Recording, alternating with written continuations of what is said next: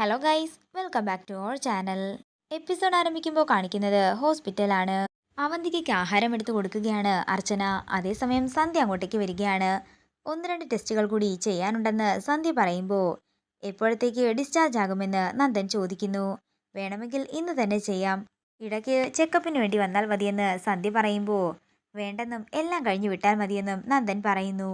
അതുപോരാ, എനിക്ക് ഇന്ന് തന്നെ ഡിസ്ചാർജ് വേണമെന്ന് വാശി പിടിച്ച് ഡിസ്ചാർജ് വാങ്ങുകയാണ് അവന്തിക. അങ്ങനെ അവർ തിരികെ നെല്ലിശ്ശേരിയിലേക്ക് പോകാൻ ഇറങ്ങാൻ നേരം ഒരു കുട്ടി അമ്മയെന്ന് വിളിച്ചുകൊണ്ട് അർച്ചനയുടെ അടുത്തേക്ക് ഓടി വരികയാണ്. അർച്ചന വാത്സല്യത്തോടെ ആ കുഞ്ഞിനെ ചേർത്ത് പിടിച്ച് ഉമ്മ കൊടുക്കുമ്പോൾ ആ കുഞ്ഞിന്റെ അമ്മ വന്ന് കുഞ്ഞിനെ കൊണ്ട് പോവുകയാണ്. പിന്നീട് കാണിക്കുന്നത് നെല്ലിശ്ശേരിയാണ്. അവന്തിക ഡിസ്ചാർജ് ആകുന്ന വിവരം നന്ദൻ സേതുവിനെ വിളിച്ചു പറയുന്നു. അങ്ങനെ സേതു അതെല്ലാവരോടും പറയുമ്പോൾ ആഹാരം കഴിച്ചുകൊണ്ടിരിക്കുന്ന ആതിര പെട്ടെന്ന് തന്നെ പ്ലേറ്റും എടുത്തുകൊണ്ട് അടുക്കളയിലേക്ക് പോകുന്നു. എന്താ ആതിരയ്ക്ക് എന്തു പറ്റിയെന്ന് സേതു ചോദിക്കുമ്പോൾ അത് പിന്നെ ഈയിടെയായിട്ട് അവൾക്ക് ആഹാരമൊക്കെ കഴിക്കാൻ വലിയ ബുദ്ധിമുട്ടാ, അതുകൊണ്ടായിരിക്കുമെന്ന് മീര പറയുന്നു. ആണോ, ഞാൻ കരുതി അവന്തികയുടെ കാര്യം പറഞ്ഞപ്പോൾ എഴുന്നേറ്റ് പോയതായിരിക്കുമെന്ന്. ഏയ്, അങ്ങനെയൊന്നുമില്ലെന്ന് മീര പറയുന്നു. പിന്നീട് കാണിക്കുന്നത് അവന്തികയും നന്ദനും മറ്റുള്ളവരും നെല്ലിശ്ശേരിയിൽ എത്തിയിരിക്കുന്നതാണ്.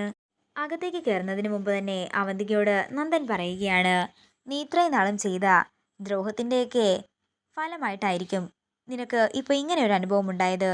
അതുകൊണ്ട് ഇനിയെങ്കിലും അടങ്ങിയൊതുങ്ങി ജീവിക്കാൻ നോക്ക്. നല്ല സ്വഭാവമൊക്കെ മനസ്സിലാക്കണമെങ്കിൽ വേണമെങ്കിൽ അർച്ചനയോട് ചോദിച്ച് മനസ്സിലാക്കിയാൽ മതിയെന്ന് നന്ദൻ പറയുമ്പോൾ ഏട്ടത്തിയെ പഠിപ്പിക്കാൻ ഞാൻ ആരുമല്ലെന്നും ഏട്ടത്തിയുടെ കുഞ്ഞ് നഷ്ടപ്പെട്ടതിൻ്റെ വേദന എനിക്ക് മനസ്സിലാകുന്നുണ്ടെന്നും അർച്ചന പറയുന്നു.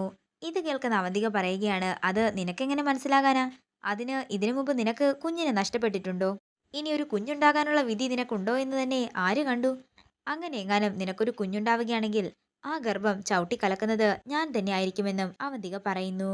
ഇത് കേൾക്കുന്ന നന്ദൻ അവന്തികയോട് ദേഷ്യപ്പെടുമ്പോൾ അവന്തിക പറയുകയാണ്, നന്ദേട്ടൻ എന്നെ ഉപദേശിക്കാം, തല്ലാം, വഴക്കു പറയാം, പക്ഷേ മറ്റുള്ളവരാരും ഇതൊന്നും എന്നോട് ചെയ്യണ്ട. നിന്റെ ഗർഭിണിയായ അനിയത്തിയാണ് എന്നെ താഴേക്ക് തള്ളിയിട്ടത്. ഞാനിപ്പോ ചെന്ന് ഇത് അച്ഛനോട് പറയുകയാണെങ്കിൽ നിന്റെ അനിയത്തി ഇപ്പൊ തന്നെ ഇവിടെ നിന്ന് നട തള്ളും.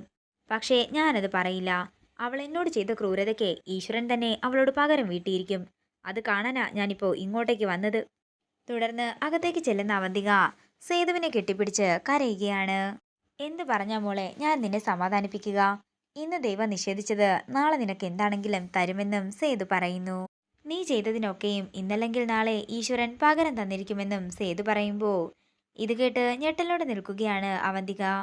നമ്മുടെ ഈ വീടിന് ആകെ മുഴുവൻ ദോഷങ്ങളാണെന്നാണ് എനിക്ക് തോന്നുന്നത്. നമ്മൾ വീട് മാറിയാലോ എന്ന് ഞാനിപ്പോൾ ചിന്തിക്കുന്നുണ്ട്. എന്താ നിന്റെ അഭിപ്രായമെന്ന് സേതു ചോദിക്കുന്നു. നിന്നോട് ചോദിക്കാൻ കാരണം ഇപ്പോൾ ഇവിടെ ഒരു അനിഷ്ട സംഭവം നിനക്കാണ് നടന്നിരിക്കുന്നത്. അത് വേണ്ടച്ച, നമുക്ക് ഇവിടം വിട്ട് എങ്ങോട്ടേക്കും പോകണ്ട. അച്ഛൻ പറഞ്ഞതുപോലെയൊന്നും എനിക്ക് തോന്നുന്നില്ല. എൻ്റെ നന്ദേട്ടനോടൊപ്പം ഞാൻ വന്നു കയറിയ വീടാണിത്. പിന്നെ ഇപ്പം നടന്ന ഈ സംഭവം ഇത് എൻ്റെയും നന്ദേട്ടൻ്റെയും വിധിയാണ്. അത്രയും പറഞ്ഞ് അർച്ചനയെ ദേഷ്യത്തോടെ നോക്കിക്കൊണ്ട് അവന്തിക മുറിയിലേക്ക് പോകുന്നു. പിന്നീട് കാണിക്കുന്നത് അവന്തികയുടെ മുറിയിലേക്ക് ചെല്ലുന്ന അനഘയും നന്ദനെയും മീരയും അർച്ചനയുമാണ്. ഇനിയെങ്കിലും നന്ദേട്ടന് എനിക്കൊരു പരിഗണന തന്നുകൂടെ അവന്തിക ചോദിക്കുമ്പോൾ നന്ദൻ പറയുകയാണ്, നീ കാലുതെറ്റി വീണെന്ന് തന്നെയാ ഞാൻ വിശ്വസിക്കുന്നത്. നീയോ ആദ്യം തള്ളിയിട്ടെന്നാ പറഞ്ഞ് സ്ഥാപിക്കാൻ ശ്രമിക്കുന്നത്. നിന്നേക്കാൾ മുമ്പ് തന്നെ ഗർഭിണിയായവളാ ആതിര. ആ ആതിര എന്താണെങ്കിലും നിന്നെ തള്ളിയിടില്ലെന്ന് ഞങ്ങൾക്ക് എല്ലാവർക്കും ഉറപ്പാണ്. മനസ്സിലായി. ചിലപ്പോൾ അതെല്ലാം എൻ്റെ തോന്നലുകൾ മാത്രമായിരിക്കും. ഞാൻ ചെയ്ത തെറ്റുകൾക്ക് ഈശ്വരൻ എനിക്ക് തന്ന ശിക്ഷയാകും ഇത്.